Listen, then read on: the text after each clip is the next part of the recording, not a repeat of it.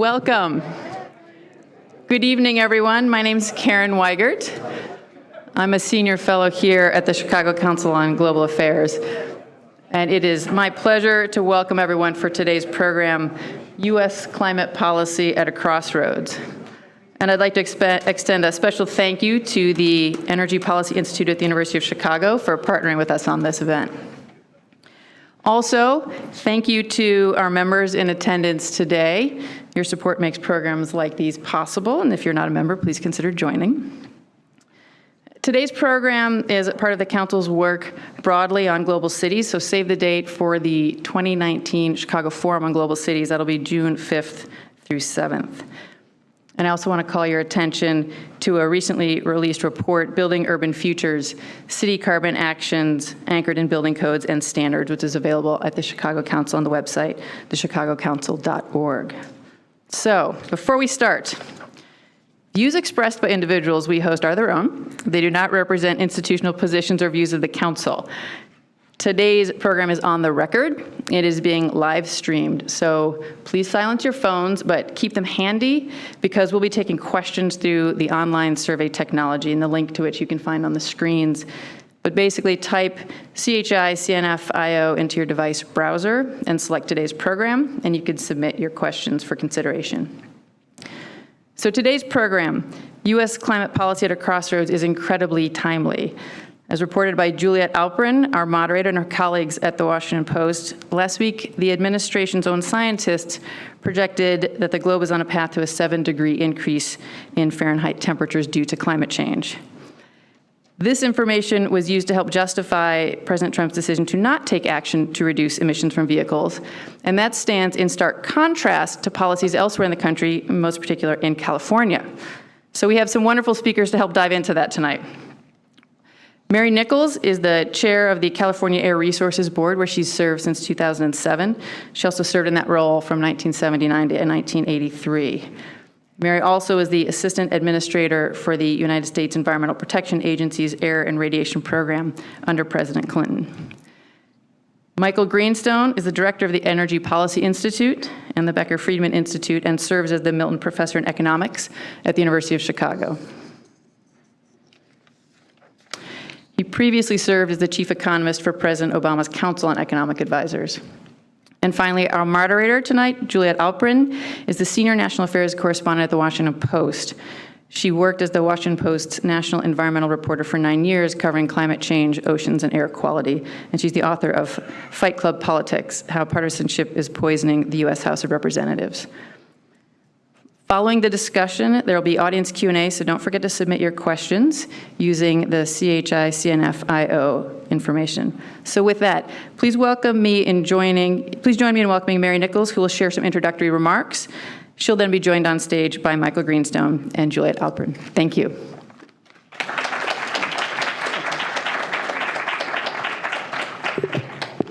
Thank you, and thank you for inviting me to be here. I work in the state of California, and I have for a long time, and I work for a governor who has made global warming one of the very top items on his agenda. He's been interested in energy policy ever since he first started working in government, and of course there's a very close connection between energy and the global warming, but he's also been quite passionate and outspoken on the topic of air pollution and the international implications of dealing or not dealing with our air pollution problems. So I came into this field in the 70s when the U.S. was really just beginning to grapple with the problem of air pollution in our urban areas, when Congress had just passed the Clean Air Act and when states were under an obligation to prepare plans to show how we were going to reach national health-based standards.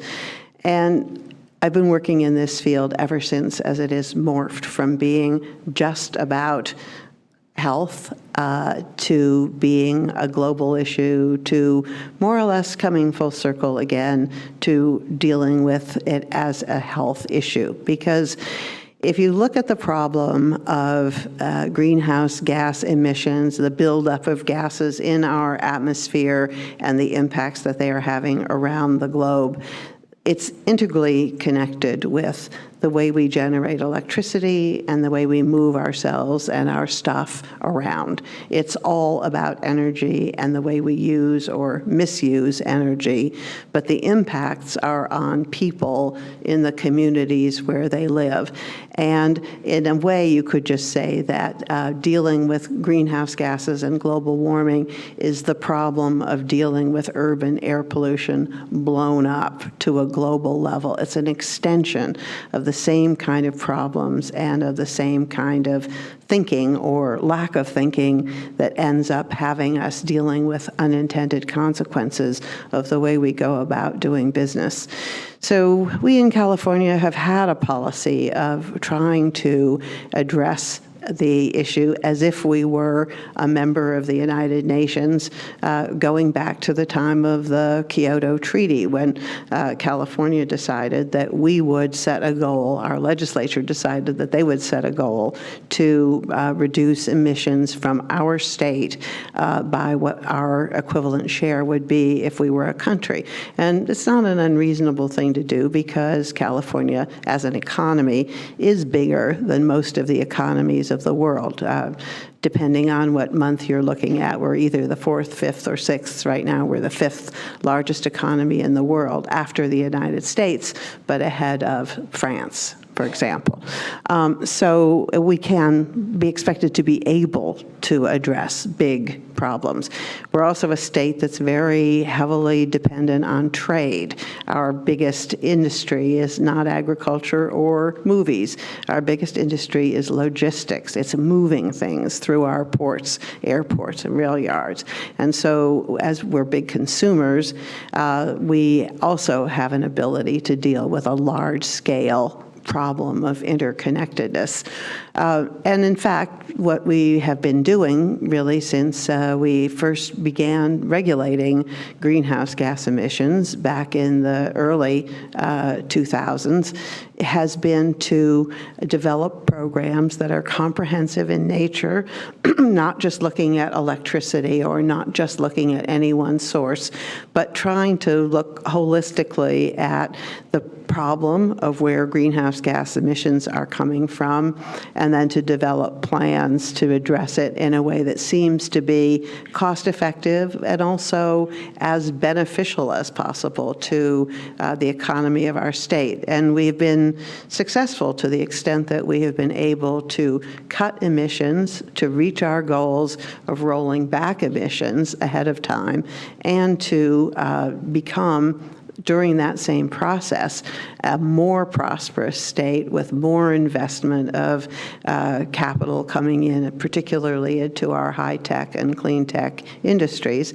And so we feel that we're on a right track, that we're on a path that it would be good if our country were on. And we have been participating in international gatherings. Our governor has been invited to participate in the UN conferences for the last 7 years or so. And this year, at the request of the United Nations, we hosted in San Francisco a global climate action summit. And at that summit, we had over 5,000 registrants from every continent, from cities, states, a few national representatives, and many, many businesses, global businesses, as well as smaller businesses and nonprofit organizations, all coming together to share experiences of success in reducing emissions, to make new commitments, because we know that what we're doing now is not enough, and to reaffirm our commitment to address this problem in a very serious way. So So it was a little bit of a revival meeting, a little bit of a support group and therapy group, given the reality of the national government that we are a part of that is not supportive of action in this area, and also a real test of determination to find new and better ways to solve what I think we all can agree is the overarching environmental problem of our time. So I'm here today to participate in the conversation and to share experiences and answer questions. And I'm here as an advocate, frankly, and without any apology for action. I think that every state, every city has actions that they can take and should be taking, and where they are, we think they should be reporting them and taking pride in them. And we want to find new and stronger alliances to work with as well. So thank you for inviting me to be here today, and I'm looking forward to the rest of the conversation.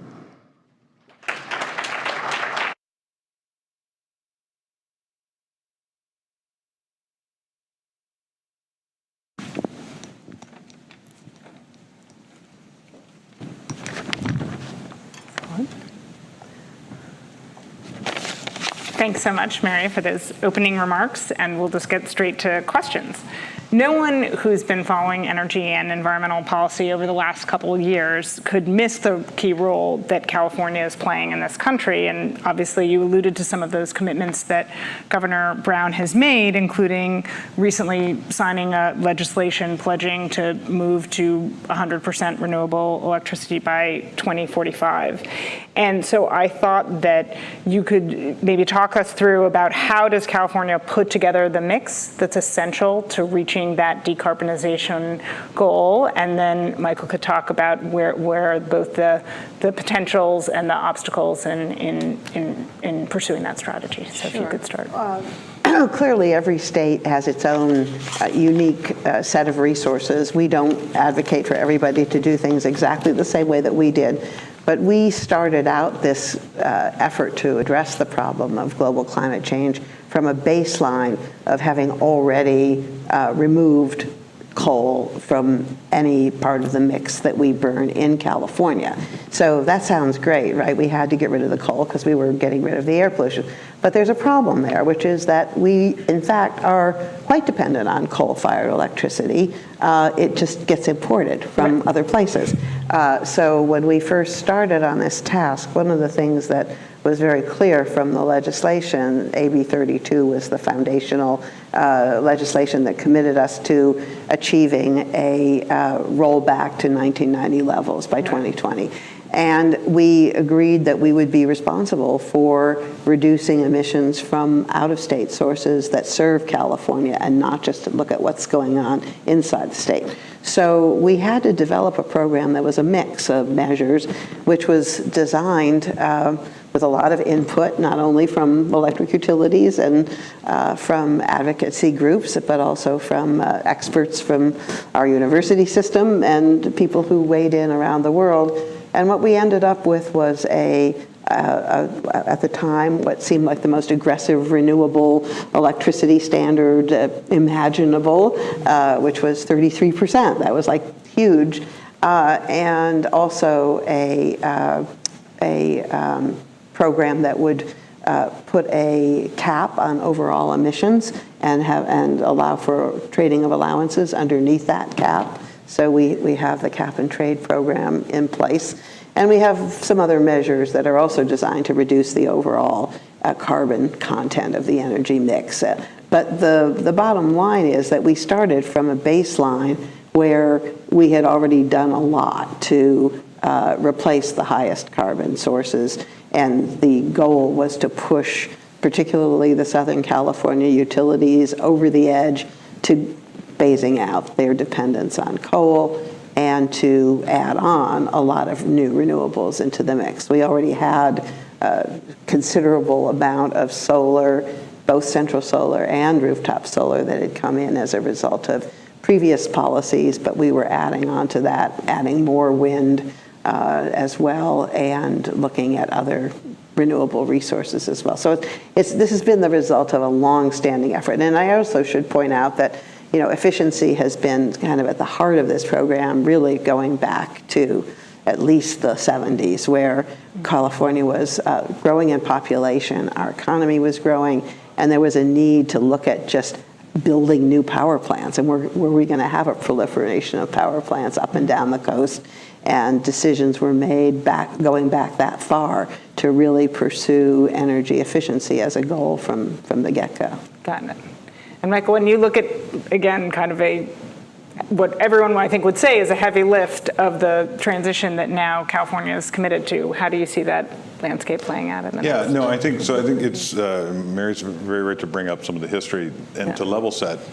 If the world is really going to do something about climate change in a meaningful way, you can't go from 0 to 100 miles per hour. There has to be a lot of experimentation, and I think California has served historically as a very important laboratory, both for environmental policy in the United States, but I think increasingly so for climate policy. I think what California has set out to do going forward is probably taking it up a couple notches. I think if I have my trends right, I think there's been a decline of about 1% a year of CO2 in California, and to meet the targets that were recently set, it would have to go to about 3%. And will inevitably turn to kind of some of the harder to pick fruit. And I expect that there's going to be a lot of learning along the way. And I think we probably all owe some debt to California for being willing to do it, and honestly willing to do it in, the first person who does it often has to do it in a more costly way than the next person. And I think that it's, in many respects, is a laboratory that ideally the world will be able to learn from. Got it. And so exploring, for example, some of that harder to pick fruit, one thing that certainly comes up is the electric vehicle issue. And so just yesterday, we had 2 announcements out of California that shows both the state's emphasis on electric vehicles as well as some of the challenges, which is that on Wednesday, a VW unit, Electrify America, announced a $200 million plan to increase EV charging infrastructure in the state, right, which included a plan to add fast charging stations to some areas, as well as make investments along highways. And that same day, you had the official launch of a nonprofit group called Velos, which I guess is a coalition of automakers, state officials, and utilities, talking about a public awareness campaign, Electric for All. And I was wondering, what do you see those 2 rollouts in California saying about how you're going to achieve that target, which is 5 million electric vehicles on the road by 2030, correct? Sure. And how you'll get there.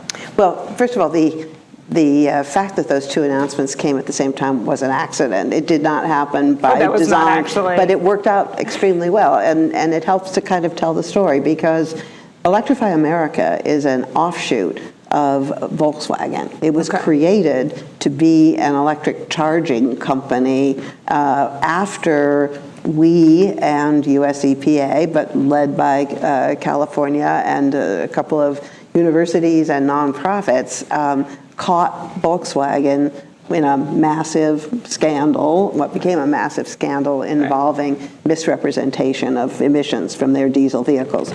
After heavy penalties and a lot of bad publicity and investigations back home in Europe as well as here, Volkswagen is fully committed now to electric vehicles as their future. They want to be a global company. They want to give every other company in the world a run for their money. They want to be number 1, and they were going to do it through electric vehicles. So part of their settlement with us was to put some money into a voluntary program to increase the amount of electric charging in California, because they knew that the state was very committed to the goal of transforming our vehicle fleet to be 0 emissions.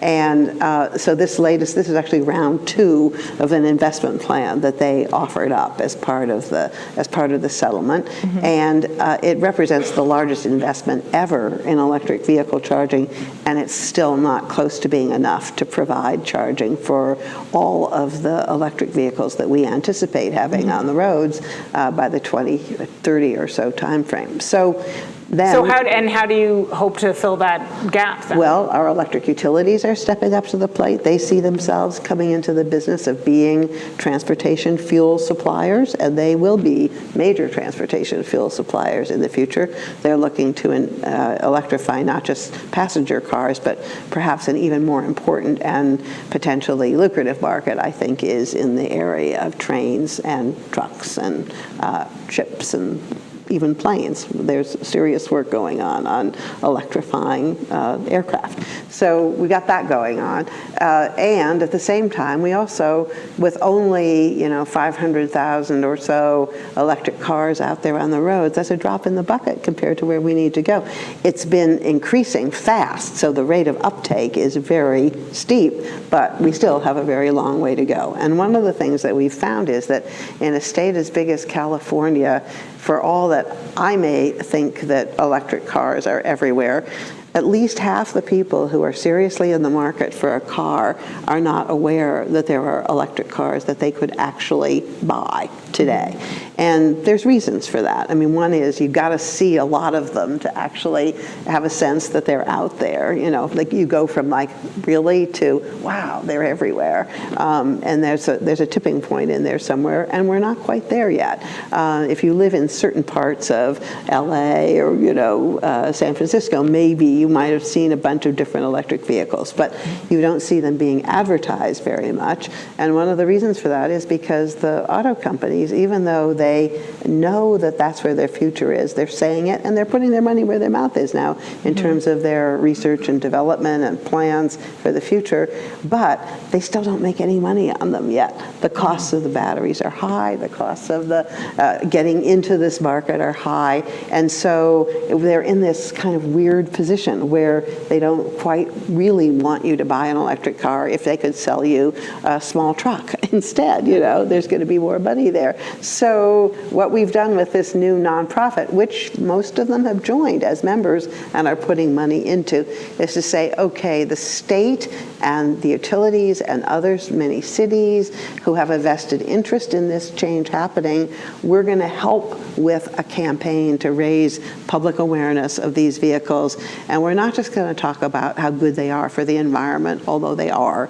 We're going to talk about what great vehicles they are, because for all I can get angry at the car companies from time to time, and I do, they have done a terrific job of designing and producing excellent vehicles that you could actually go see and drive, that are fun to drive, they are great to handle, they have terrific acceleration. Many things about these vehicles are aspirational, and they should be getting some reward for that. Got it. So I think we've learned that Mary could have a future as a car dealer if that is what she chooses to pursue. I drive one myself. But which car would be in the front window. Exactly. So talk us through some of the economics of this. I think actually this is like the electric vehicles is kind of a perfect encapsulation of what I see California doing. So if we want to attack the climate problem, I think there's really two things that should be focused on. One is pricing carbon emissions so people want to do less of it.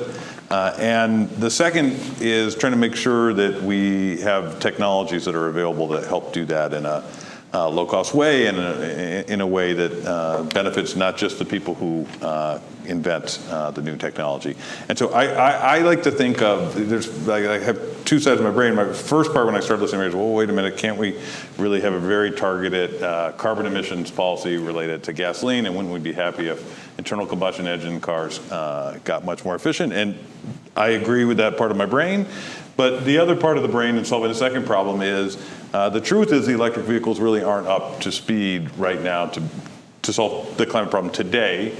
But it's hard to imagine major progress. It's not impossible, but it's hard to imagine major progress on the climate without electric vehicles really being ready to be used by lots of people. And so these kinds of policies, I view them as trying to drive down the costs and improve the technologies that underlie these cars. And so I think, again, in that spirit, probably in the happy state of the world, we're all going to owe a big thanks to California's aggressive efforts to expand electric vehicles. And it's not just in the technology, but I think it's also in some of the issues Mary talked about, the cultural acceptance of the cars, and certainly dealing with charging infrastructure as well. Okay. So just staying with cars for a moment, just last month, the California Air Resources Board took an action aimed at conveying to the automakers that even if the federal government is freezing fuel efficiency standards for cars and light trucks for 6 years, California is not, when the board clarified a provision that tells companies that they will only be able to sell vehicles, quote, deemed to comply with state tailpipe standards as opposed to federal ones. Mary, could you start by explaining what that means, as well as give us a sense of the status of the ongoing negotiations between California and the Trump administration over this pending proposal? Well, so the standards that we're talking about here are standards that were adopted when President Obama was in office, and they were negotiated with the auto industry, but it was a time when General Motors was just emerging from bankruptcy proceedings, and other companies were very much in a precarious financial situation. California had already embarked on our efforts to try to reduce greenhouse gases from vehicles, and we had set a tailpipe standard. We don't regulate fuel efficiency directly. We can't. Legally, we're preempted by the CAFE law from doing that, and we've tried very hard to draw a clear line, even though there's certainly a relationship between fuel economy and greenhouse gases, but there are other things that also contribute to a car's overall carbon footprint, including the air conditioning systems and other components of the vehicle, et cetera.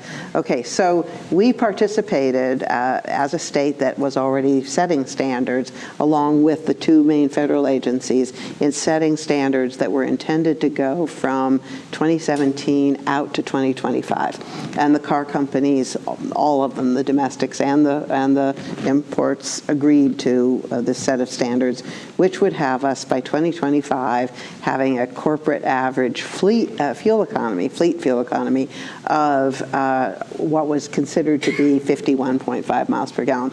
I'm not going to get into how gnarly these numbers are, because they are. There are sort of two separate curves. One is for light vehicles, one for heavy vehicles, et cetera. But the bottom line is here that we agreed to doing a midterm review, that would take the vehicle standards from 2021 to 2025 and say, okay, is the technology evolving? Can the companies meet these standards? Are they really okay? And this was done in the last days of the Obama administration. And the EPA administrator at that time and the head of DOT announced that the standards were in fact feasible, they could be met, and they should go forward. Fast forward to the election, President Trump comes in, he meets with the heads of the auto companies, and they say, nope, can't do it, it's too expensive, people are buying too many trucks and not enough small cars, so we need relief. And that's what now started us on this path to have a proposal for a rollback of the standards that has now come out of the Trump administration.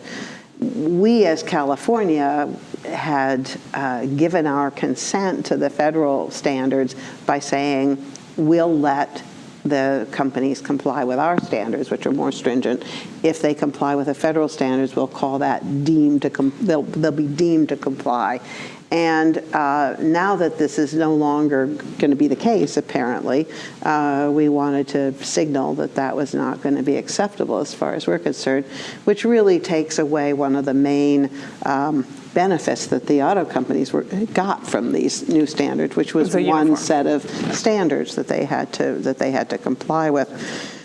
There's still a lot of time and a lot of things that have to happen before this all finally comes into effect. But the thing that I really would want to point out to people is, first of all, better fuel economy sometimes translates into a slightly higher cost for the purchase of a new car. It is always made up for by the savings in having to put gas into that car, even at relatively low gas prices. And right now, gas prices are going back up again. The other thing is that to the extent that people are buying these crossover vehicles, the SUVs and light trucks, because they feel more safe and they like to be sitting up higher on the road and so forth. They are not buying them because they want to use more gasoline. And there is technology out there today, very available, that could be used that would make those vehicles even more efficient. So we're not, as California, trying to force people into small cars. We're not trying to make them buy cars they don't want to buy. That's not the way we think. We think in terms of having a diversity of technologies available, but having them be as efficient as possible. So we're still fighting that fight, and I believe that based on what I've seen, that we're on the side of where most of the public is on this issue, consumers and others who feel like the companies should be doing their best to make these vehicles more efficient.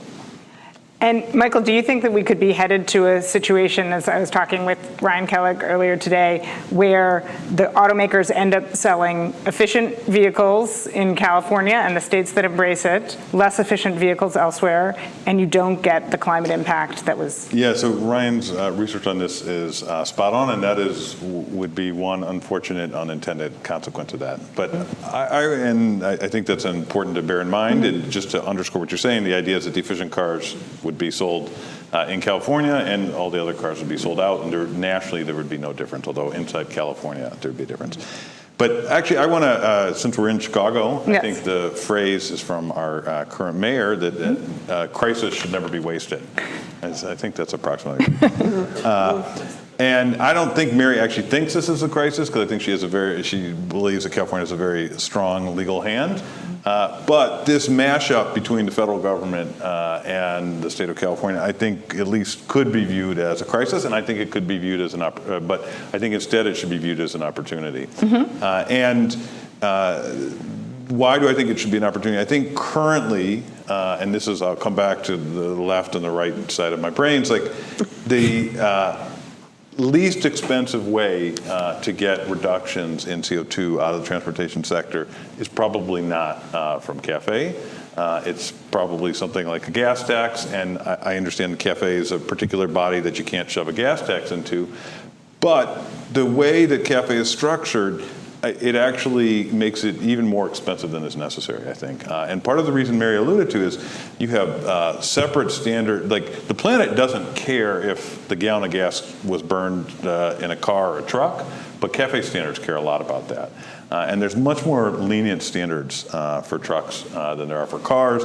And even within those categories, there's quite large differences based on the footprint of the car. And so what I would propose is, as long as everyone's talking about this, and this is possibly a crisis, why not turn it into an opportunity?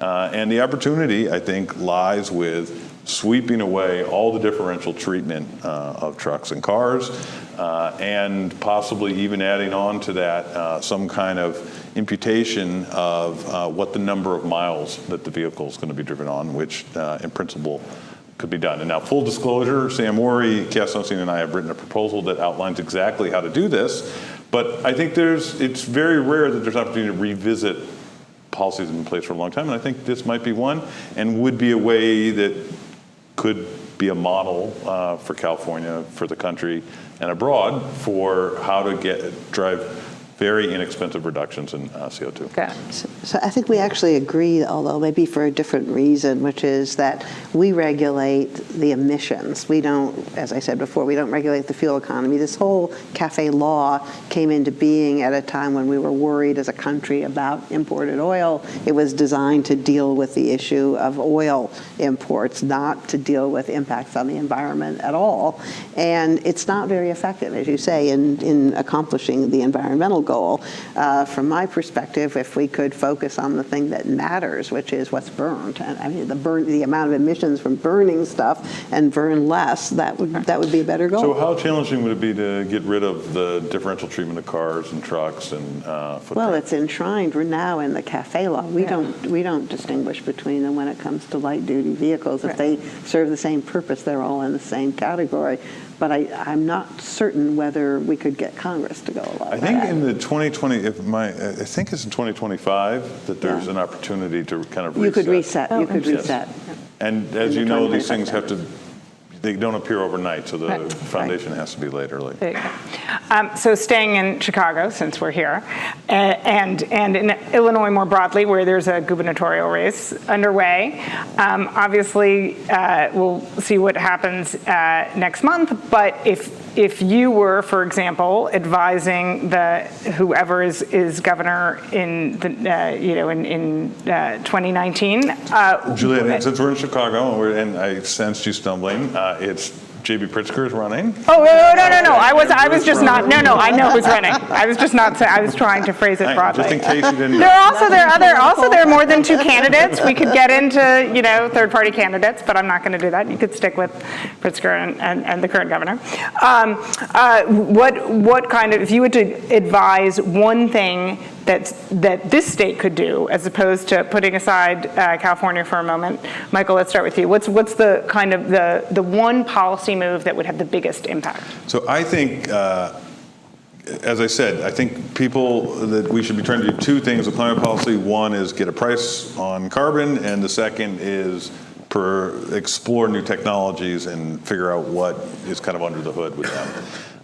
And I think California's done tremendous. The world will end up, when they write the history book, will owe California a great debt of gratitude for pushing forward on a lot of the technologies. I think what we don't have a great laboratory for is what would happen if you took carbon pricing uber seriously and really set up a stringent cap and trade market without backup policies. That mandated reductions in particular areas, but let the free market sort out where the cheapest reductions could come from. That would be one part of it. The second part of it is I would set that price at the social cost of carbon, not at an arbitrary number, but at the social cost of carbon, which is the monetized damages from the release of an additional ton of CO2. And Mary, if you had to be a freelance policy analyst, Sure. What would you say? First of all, as I understand Illinois, which is not as well as many people here do, I'm sure, it's a state that is like California in the sense that you have big urban area and rural areas, and they're different in what they need and what they want. So, I don't know why anybody needs to drive a pickup as their primary vehicle if they live in the city of Chicago or its suburbs, especially since you're well served by transit, which we envy, by the way. But maybe people who are living in the rural areas do. And so one of the things I think it behooves a governor to think about is whether you could have a statewide program that helps serve the needs of both and all sectors of your economy. The reason why we have a mixed program in California and not just a price on carbon is that we were looking for something that was both effective and also politically acceptable, because if people aren't willing to go along with your program, if the price of gasoline goes up to the point where people actually feel like they can't get to work and they don't really have an alternative, you are not going to continue to have that policy. That is not a sustainable program for dealing with what is a very long-term problem, which is the problem of global warming. And we need to act fast to get a handle on it, but we also need to do things that people can accept as having benefits, other benefits as well. Now, the one thing that I'm in some ways the most proud of that we did in California with our cap and trade program is that we use the revenue that the state gets from the small number of allowances that we actually sell, because we actually initially gave most of the allowances away for free just to get people started with the idea that they would have to participate in this carbon market. But we sold allowances to the tune of now around $7 billion, $7 to $8 billion that the state has taken in from this program. And more than half of that money has gone to benefit the most disadvantaged communities in the state of California, directly and indirectly, most of it directly, to fund projects and programs that help deal with the problems of pollution and other related problems in those communities. And that, in turn, frankly, has then gotten us support from people who otherwise really were not that interested, either in the abstraction of global warming or certainly in economic programs, which tend not to be things that the public really likes when they hear about them. So can I just add a codicil to that? I think so that's one thing that's not often appreciated. Yeah. Carbon taxes or cap trade markets can produce a lot of revenue. Now, if you're in Illinois, you would probably, the first thing you heard revenue, you'd think, oh my goodness, we can do something about the pension crisis. That might come to mind. But setting that aside, an alternative, rather than state programs directed at particular neighborhoods, would be, let's just start cutting a check and send it out every quarter to every household. And I think that could, in principle, be a way to create a constituency that, notwithstanding the pension crisis. So I'm sure there are a lot of folks in the audience who have smart questions. So if you have one, I think I'll just call on you. Do we have microphones in the back that we can bring to someone? All right. This gentleman right over here. So wait for the microphone to come to you. It's coming right here. And go ahead. Thank you. I'm with the Sierra Club, and we run one of our campaigns, which is to lower VMT, which really hasn't been mentioned here. So let me put it this way. What if we built our future infrastructure to require less driving? We're not going to disallow driving, but like Chicago, you don't have to drive as much here. And we maintain you could probably reduce driving by 30 or 40%. And then if you do that and also reduce oil usage, that's a multiple and you end up pretty low. So can you comment on that? Thank you. Sure. I think it's a great idea. I think it's a great program. We're trying now to retrofit transit into places where the cities weren't really well equipped, and a lot of growth occurred in places where, and continues to grow in places where people are literally building out into forested areas and running risks of fire. And it's all about land use and about the relationship between the state government, which doesn't regulate land use, and the cities that very directly do, cities and counties who guard their land use authority very strictly. And one of the things that they can do now, and many are doing, is to take a look at how they can make their cities run with less cars, fewer cars. I appreciate the question. Probably my instinct would be, rather than design something to take on a particular form of emissions, just have that reflected in the price of gasoline, the carbon damages, and then let people figure it out from there. But got it. And we have a question here.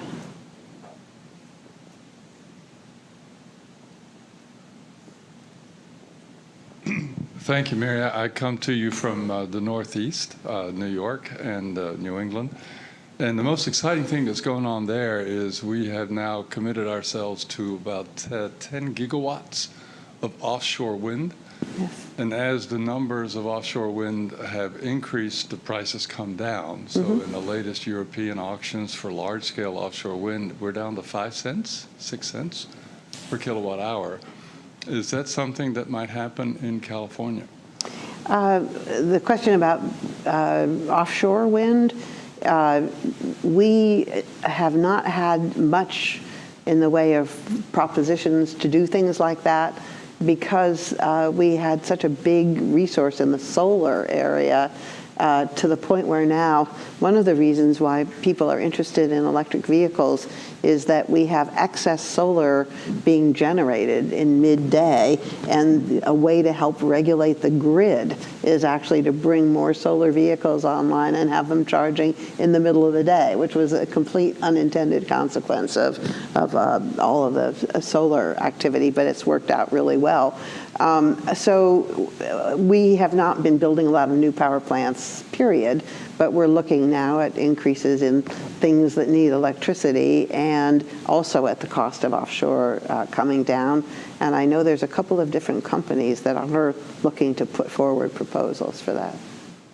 I'm going to ask one of the questions submitted online, which is, in your view, what are the current disruptors in the mobility and digital sectors that are driving down emissions minus electric vehicle technology?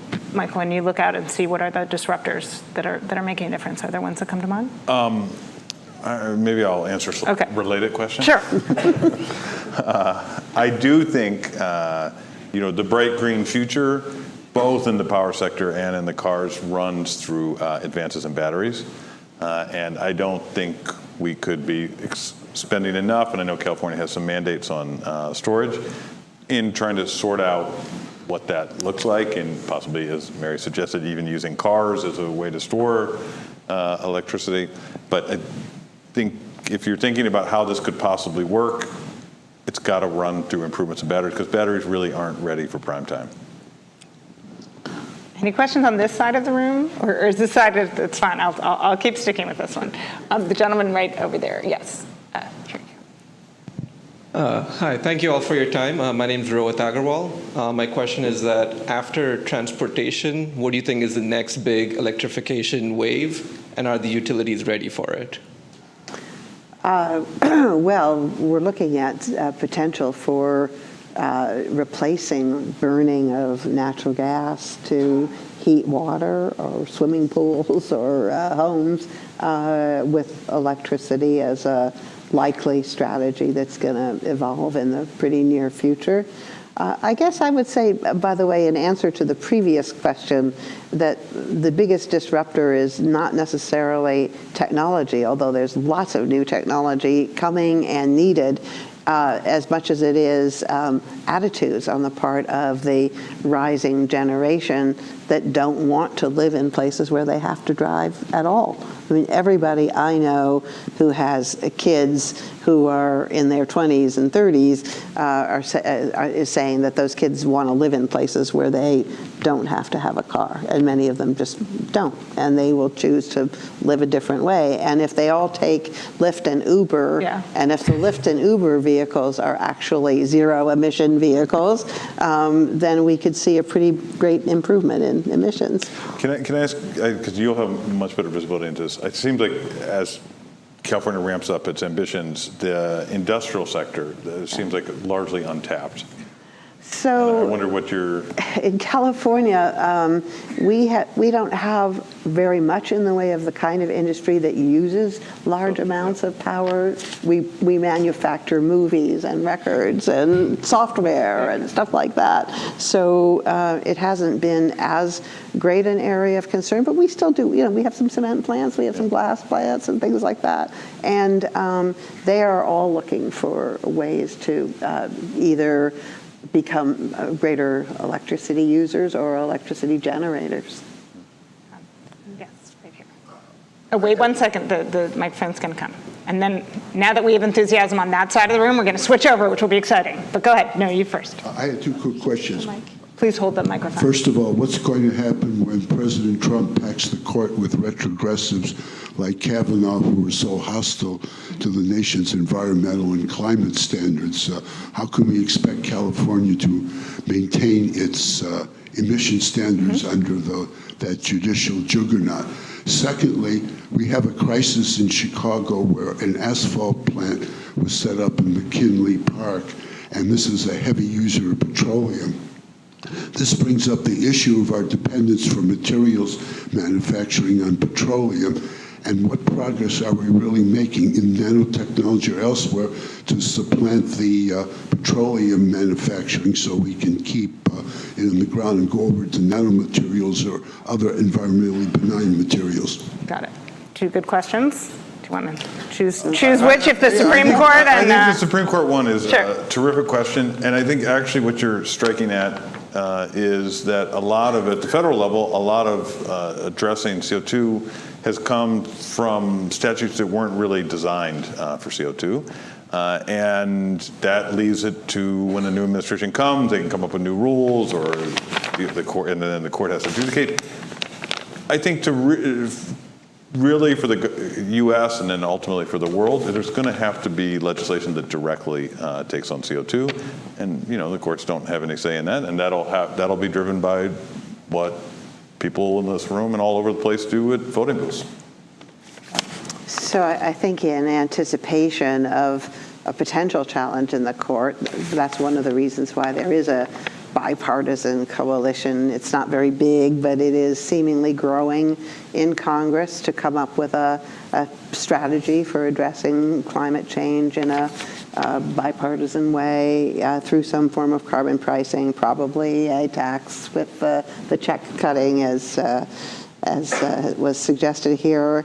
And that would be an important step forward. I don't actually agree that the Clean Air Act isn't suited for regulating greenhouse gases. I think it is, and I think it could be used if the government wanted to use it. But there is this looming threat that with the next Supreme Court appointment, they could revisit the question of whether CO2 is a pollutant and therefore subject to being regulated at all. I don't want to handicap that one necessarily. I think we've kind of passed the point now where even very conservative people in general recognize the science of climate change and the reality of the need to address it. So I wouldn't necessarily assume that if Judge Kavanaugh is confirmed and put on the court that they would be rolling that one back right away. But it's a legitimate thing to be worried about, for sure. And it would be better if we had a Congress that addressed it. I think we could all agree with that. What about the Oh, you know, I want to get in a couple more questions, if you don't mind. So, sorry, if one of you could give this gentleman right here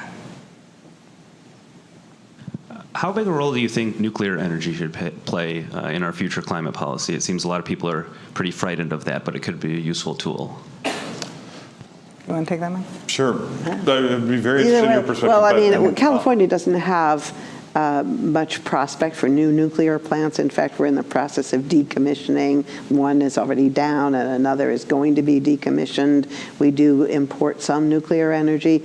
We have a law on the books that prevents any new construction until there is a federally certified program to take the waste from the nuclear plants. This shouldn't be an insurmountable obstacle, but it has been up until now. There is a new revival, clearly, of interest in new technologies because of the fact that nuclear doesn't use carbon.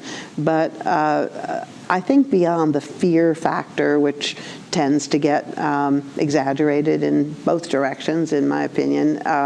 There is an issue about the life cycle cost of nuclear power. It's not like you're just taking power or taking electrons out of the air and using them.